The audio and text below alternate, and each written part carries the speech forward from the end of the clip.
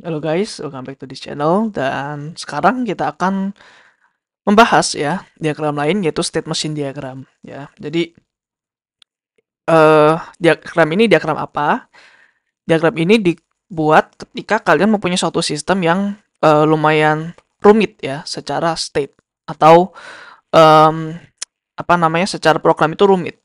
Jadi program ini bisa ngapain aja ya. Kemudian mungkin setelah melakukan A ya, dia nggak bisa melakukan A lagi. Dia bisanya melakukan B, C dan lain sebagainya ya. Jadi ini mungkin diagram yang juga digunakan saat software kita udah lumayan gede gitu ya. Oke, jadi definisinya adalah seperti ini. Dia itu digunakan untuk show sequence of state and object melalui life cycle-nya ya. Uh, Biasanya ini bentuk respon dari sebuah event ya, sebuah initial state dengan respons dan aksi-aksinya ya. Jadi kita lihat ini dulu aja ya. Kita lihat contohnya dulu ya. Jadi di awal ini sama kayak activity ya. Jadi di awal itu hitam bulat gini ya. Akhirnya ada putihnya di luar ya. Jadi ini adalah event pertama kali ya. Jadi ini adalah diagram ATM ya. Ketika kita masukin kartu ke ATM. Jadi event yang pertama itu biasanya nggak ada keterangannya ya. Tapi kalau kita logikakan, ini sebenarnya keterangannya ya ketika user memasukkan ATM ya. User input kartu. User input card ya. Oke, jadi setelah masukin kartu ya. Nah, si sistem ya, jadi si kuning ini adalah sebuah state ya. Dia adalah state-nya. Jadi dia state-nya adalah ngapain ya. State itu adalah bahasa Indonesia apa ya, suatu keadaan gitu ya. Jadi keadaannya dia lagi ngapain nih gitu. Jadi dia lagi membaca kartu gitu ya. Nah, kemudian biasanya ada branching nih ya, ada apa namanya, percabangan gitu. Jadi kalau misalkan state machine nggak ada branchingnya sama sekali ya, jadi ya jadinya nanti satu garis aja gitu ya. Jadi nggak guna gitu diagramnya ya. Jadi diagram ini digunakan ketika sebuah sistem ya, dia punya banyak branching nih. Jadi ketika dia lagi ngapain, terus ternyata ada salah nih ya. Ternyata ada yang benar atau ada yang salah ya. Ketika salah dia ngapain, ketika benar dia ngapain, terus dia melakukan sesuatu lagi dan lain sebagainya ya. Jadi kerumitannya seperti itu ya. Bedanya dengan deployment. Deployment itu kerumitannya di jumlah node-nya atau jumlah komputernya. Ada berapa gitu. Nah, oke. Jadi ketika reading card ya, baca kartu. Nah, kalau kartunya ternyata invalid, contoh kartunya expired atau kartunya kebaca sebagai kartu fraud gitu ya, kecurangan, dia akan ke sini ya, dia akan ejecting card. Jadi kartunya dia akan keluar gitu. Nah, jadi ini state ya. Nah, jadi bisa aja nih ya. Jadi ketika baca kartu invalid card, misalkan kebaca fraud ya, dia bisa aja ejecting card, kemudian dia ngirim notifikasi ke pihak banknya gitu. Itu sangat-sangat mungkin terjadi ya. Jadi ketika dia invalid, dia ngasih tahu banknya kalau ternyata ada kartu yang di hack loh gitu. Supaya banknya tahu kira-kira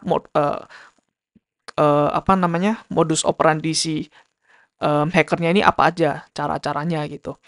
Nah, tapi ini kan suatu activity ya. Kita harus bisa bedain suatu state sama activity gitu. Jadi ini suatu state di mana eh apa namanya? Ini terkait gitu loh, terkait dengan sistem-sistem yang lain. Sedangkan kalau ini ya, ini sebenarnya bisa bisa digambarkan kayak gini juga, tapi ini kan nggak relevan dengan state yang ada di sini gitu. So, balik lagi ya teman-teman, UML tidak ada yang salah, tidak ada yang benar gitu ya. Ini miripnya seperti art gitu ya, seperti seni gitu ya. Jadi kalau misalkan seperti ini ya better tidak dimasukkan gitu. Karena ini sebuah activity, bukan sebuah state ya. Nah, kemudian kalau invalid dia ejecting card. Setelah itu ya udah selesai ya. So ini mungkin lebih ke dari sisi sudut pandang usernya, sudut pandang nasabahnya ya, ketika dia masukkan kartu ke ATM. Nah, lalu kalau sukses ya, dia eh, apa? Dia minta kita untuk masukkan PIN gitu ya. Jadi dia reading PIN. Nah, ketika kita udah masukin, kalau invalid dia ini, kalau valid dia ke sini gitu ya. Dia akan munculkan menu-menu ya, mau transaksi apa aja gitu. Nah, ketika transaksinya dipilih, misalkan gue mau transfer atau tarik tunai gitu, dia melakukan transaksi itu, ya. Kemudian dia akan nanya, mau mau melakukan transaksi lain nggak gitu. Kalau masih mau, dia balikin lagi menunya ke sini gitu ya. Jadi kalau misalkan mau terus ya udah dia looping terus di sini ya, forever loop di sini. Kecuali ketika dia udah selesai melakukan performing transaction, dia milih gua udah cancel transaction. Ya, gua udah selesai mau transaksinya, dia baru ejecting card dan selesai di sini. Seperti itu ya. Nah, ini salah satu contoh ya dari state machine diagram. Jadi yang pertama ada state ya, yang kuning ini. Kemudian initial state yang ini. Kemudian final state yang ini. Transition tuh panah-panahnya ya. Terus event ini sesuatu yang terjadi di tengah-tengah ya biasanya ya. Biasanya di tengah-tengah nih. Jadi ini initial state, ini ngapain, dan biasanya ada kayak eh interupsi di tengah-tengah ya. Ada suatu external event dari sebuah sistem ini gitu. Kemudian action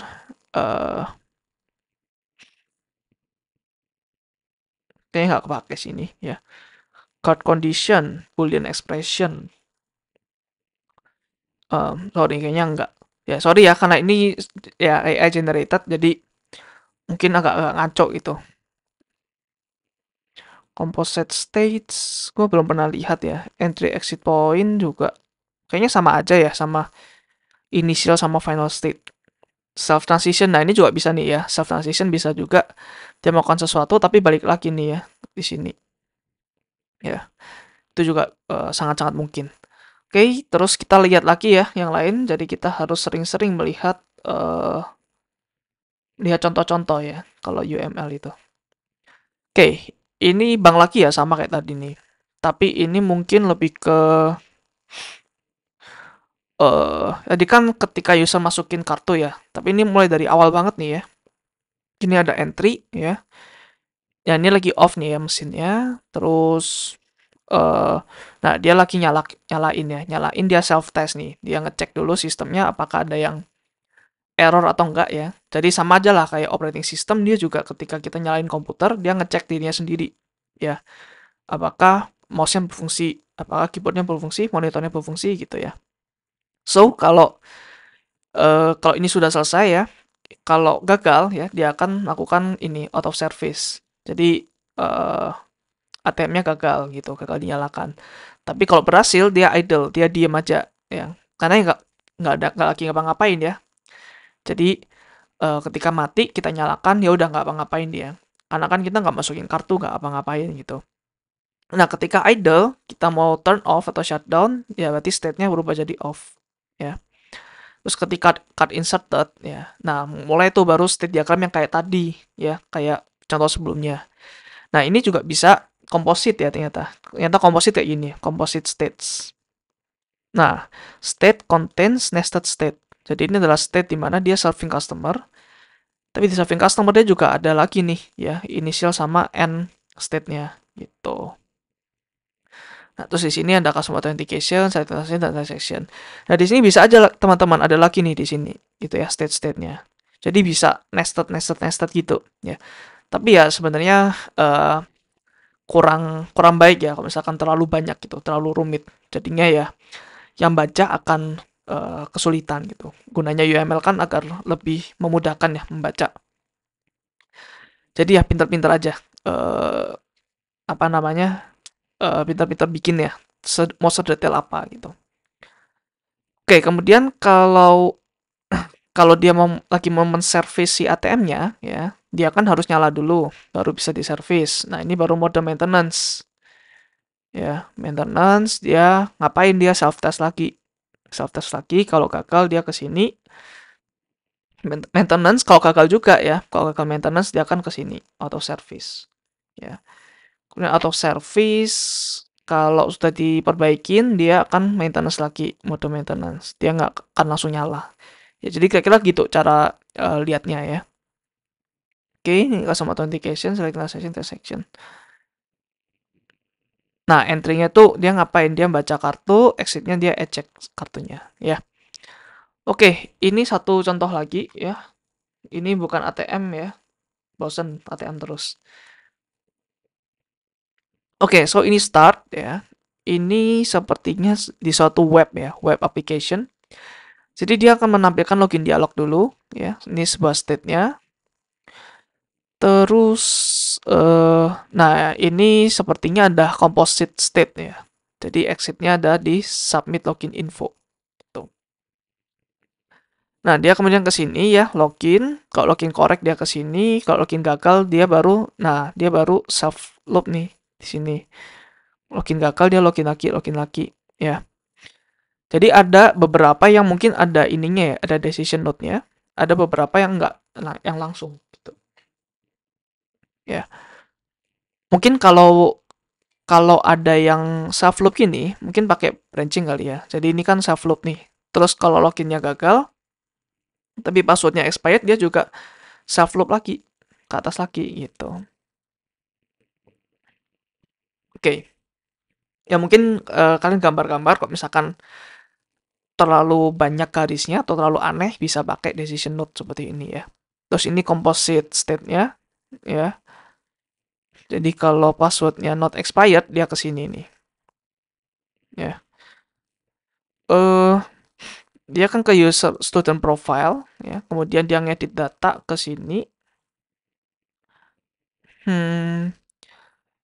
Ini sepertinya suatu state diagram yang agak keliru ya sebenarnya.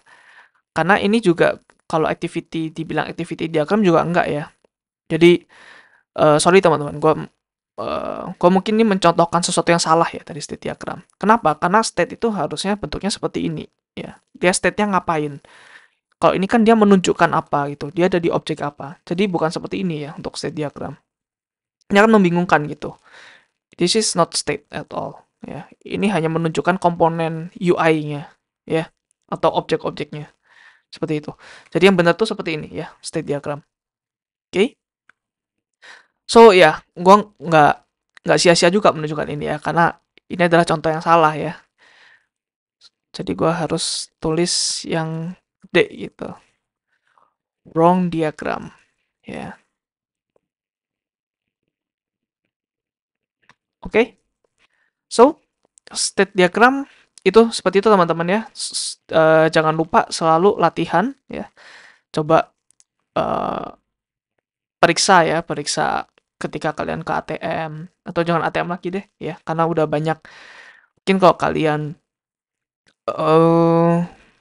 lagi main game contohnya ya, atau lagi ya most likely di game ya yang mungkin state-nya lumayan banyak gitu.